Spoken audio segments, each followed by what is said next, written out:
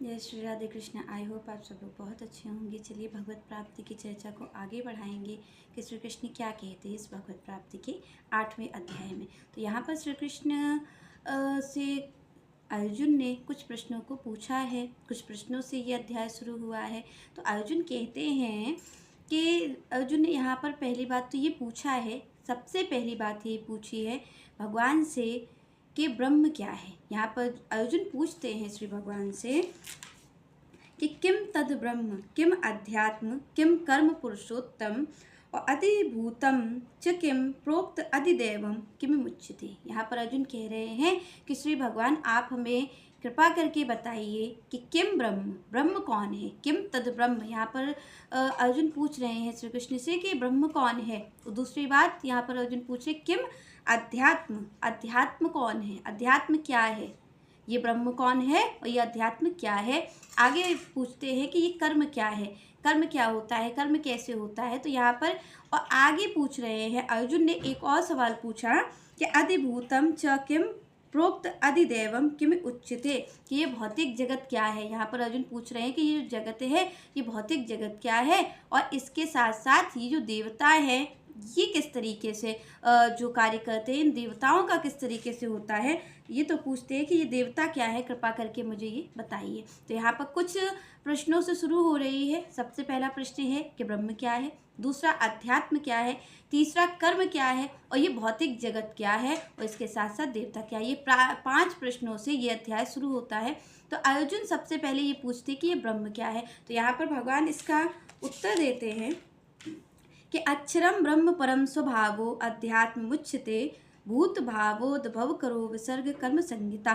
भगवान ने कहा कि अर्जुन का पहला प्रश्न है कि ब्रह्म क्या है। तो ब्रह्म भगवान यहाँ पर कहते हैं कि जो अविनाशी तथा दिव्य है वो ब्रह्म है। भगवान यहाँ पर कह रहे हैं कि जो अविनाशी है, जिसका नाश नहीं किया जा सकता, जो कभी भी नष्ट नहीं होगा, जो कालातीत है, जो कभी भी नष्ट नहीं किया जा सकता। कोई भी युग बदलता जाए, चाहे कितने भी कल्प बदल जाए, भगवान कह रहे जो अविनाशी है, जिसका कभी नाश नहीं हो सकता है, जो दिव्य है, जो सनातन है, भगवान कह रहे हैं जो शुद्ध है वो कौन है, वो ब्रह्म है। तो यहाँ पर ब्रह्म का सीधे सीधे एक और अर्थ होता है जीव। जैसे आप और हम होते हैं तो हमें क्या कहा जाएगा, जीव। तो आप जीव हैं, आप और हम जीव हैं। और यहाँ पर बताते हैं भगवान कि एक तो परम ब्रह्म होता है तो दूसरा ब्रह्म होता है। तो यहाँ पर सबसे पहले आप और हमें ये जान लेना चाहिए अच्छे से विस्तार से कि परम ब्रह्म और ब्रह्म में क्या अंतर है। तो परम ब्रह्म कौन है, श्री भगवान है। और ब्रह्म कौन है, ब्रह्म जीव है। यहाँ पर परम ब्रह्म भगवान है, क्योंकि भगवान इस भौतिक जगत में जो हमारा भौतिक शरीर है, ऐसा शरीर भगवान का यहाँ पर संसार में नहीं है। जैसे आप और हम जैसे बीमार हो जाते हैं, हमें बुढ़ापा आ जाता है, तो ऐसा शरीर भगवान का नहीं है।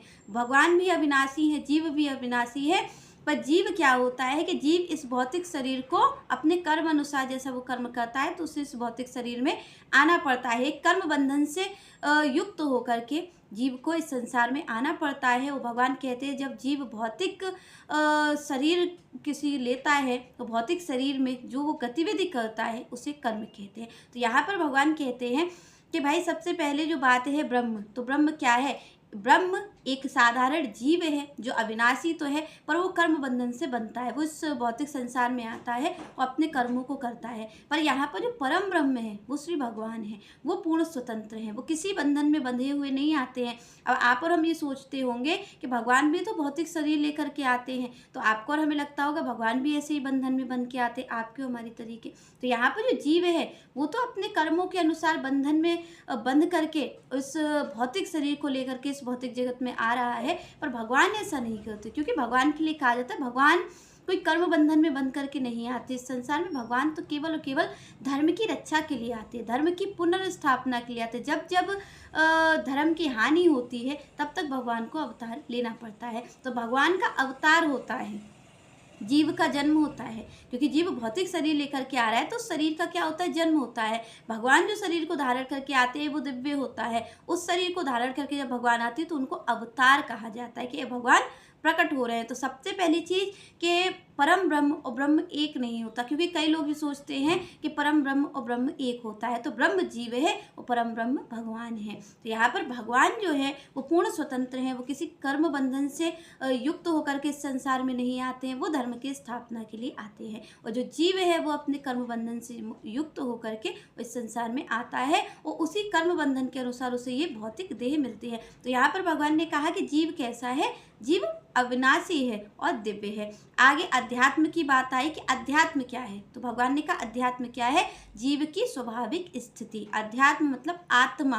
तो भगवान यहाँ कह रहे हैं कि जीव की स्वाभाविक स्थिति, जब वो ये जान लेता है कि मैं भौतिक शरीर नहीं हूँ, मैं केवल भौतिक शरीर नहीं हूँ, कि मैं केवल भौतिक शरीर, जब वो ये जान लेता है कि मैं आत्मा हूँ, मैं सनातन हूँ, मुझे कभी मिटाया नहीं जा सकता। तो श्री कृष्ण कहते हैं जब वो इस स्वाभाविक स्थिति को जान लेता है, ये अध्यात्म है, जब वो अपने आप को पहचान लेता है कि मैं कौन हूँ।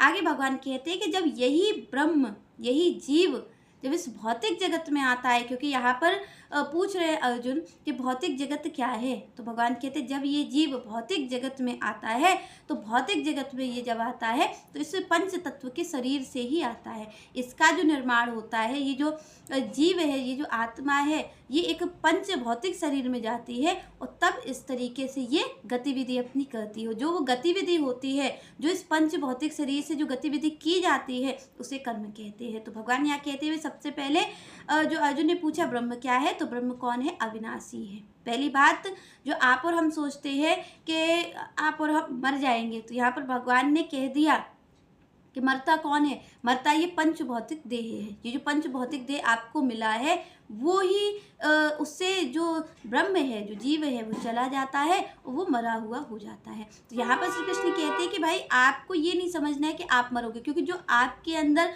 ब्रह्म बैठा है, जो जीव बैठा है, वो कैसा है, वो अविनाशी है और दिव्य है। तो यहाँ पर भगवान कहते हैं अध्यात्म क्या है, अध्यात्म जीव की स्वाभाविक स्थिति है। स्वाभाविक मतलब जब वो अपने आप को भौतिक देह नहीं समझता है, जब वो अपने आप को ये जान लेता है कि मैं कौन हूँ, मैं वो अविनाशी हूँ जिसकी भगवान बात कर रहे हैं। जब वो ये जान लेता है कि मैं ब्रह्म हूँ, मैं जीव हूँ, मुझे कोई मार नहीं सकता है, मैं ये भौतिक देह नहीं हूँ, भगवान कहते हैं जब वो अपनी स्वाभाविक स्थिति को प्राप्त होता है, उसे ही अध्यात्म कहा जाता है। आगे भगवान ने बताया कि कर्म क्या है, कर्म वही है जब वो जीव किसी भौतिक देह में आता है, किसी पंच तत्व की देह में आता है और जब वो गतिविधि करता है तो उसे सकाम कर्म कहा जाता है। अब यहाँ पर अर्जुन ने पूछा कि ये भौतिक जगत क्या है, भौतिक जगत क्या है, तो भगवान कहते हैं कि जब ये जीव आता है, जैसे यहाँ पर श्री कृष्ण बता रहे हैं कि ये भौतिक जगत में कैसे जीव आता है, तो भगवान कहते हैं कि पहले ये जो मनुष्य तन, जैसे कोई जीव इस पंच देह को धारण करता है